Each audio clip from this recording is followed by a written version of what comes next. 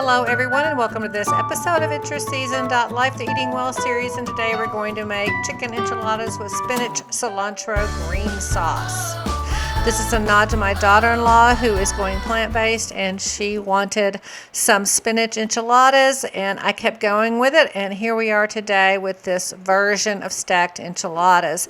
This was a riff off of a lovely restaurant in Houston that I used to go to a lot called La Fonda de San Miguel that had duck enchiladas as pictured with a lovely green sauce, and we are veganizing it with some of the better products that are on the market. So let's get going.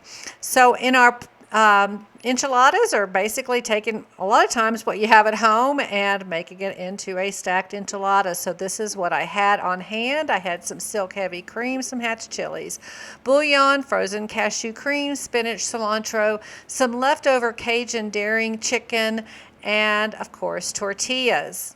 This is a dump sauce. Basically, we took the spinach, the cilantro, the cashew cream, a little bit of not chicken broth, and hatch chilies to taste, put it into a blender, not shown here, and blend it up smoothly, and then put it in a saucepan to keep warm and thicken while we make the rest of the ingredients. So basically, what do you do next? You take the daring chicken and you chop it up. How easy is that? This is already Cajun flavored. You can take regular chicken, fake chicken, faux chicken, and spice it up to your heart's content. I had some pinto beans in the freezer. I use the freezer a lot, obviously, so took those and mashed them up, and gee whiz, we are ready to go with that enchilada.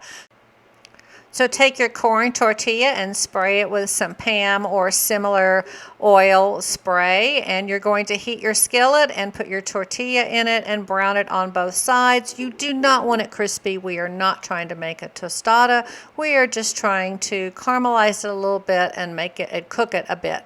Then you're going to take them and you're going to cook them one at a time and then stack them in the oven until you're ready to assemble.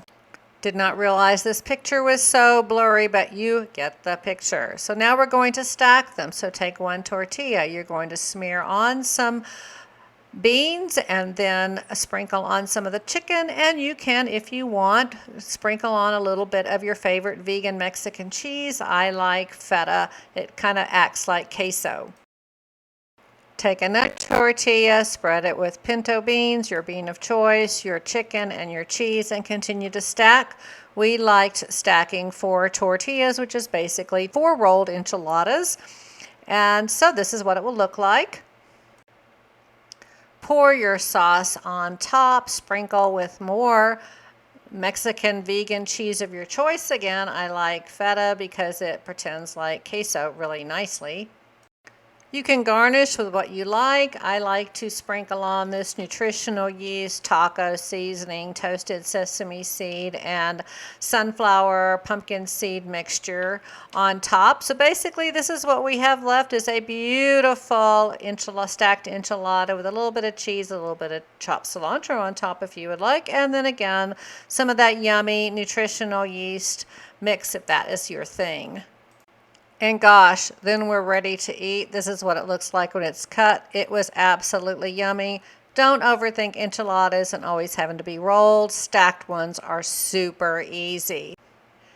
Be sure and save your sauce because this sauce refrigerates well, freezes well, and you can actually use it as a base for a soup. So don't forget that just because it's a sauce, you can combine things and make a sauce. Again, here are those lovely enchiladas. They were amazing and so easy to make. We're having them for dinner Sunday evening with some friends because, again, they are company worthy. And if you like these little short 5-minute quick videos, give me a thumbs up, subscribe, and there are more to come. So thanks for joining me. Hope to see you next time. And let's just eat more plants.